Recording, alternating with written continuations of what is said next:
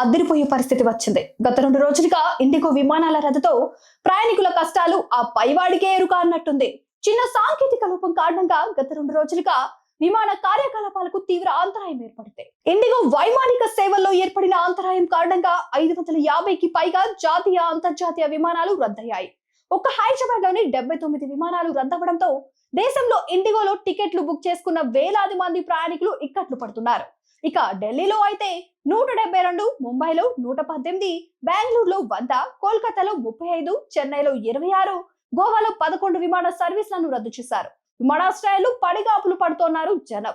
సరైన సమాచారం అందించడంలో విఫలమయ్యారంటూ హైదరాబాద్ విమానాశ్రయంలో ఇండిగో ఎయిర్లైన్స్ సిబ్బందిపై దాడికి దిగారు. ఇక చెన్నైలో ఓ వివాహానికి హాజరయ్యేందుకు హైదరాబాద్ కి చెందిన 20 మంది టికెట్లు బుక్ చేసుకున్నారు.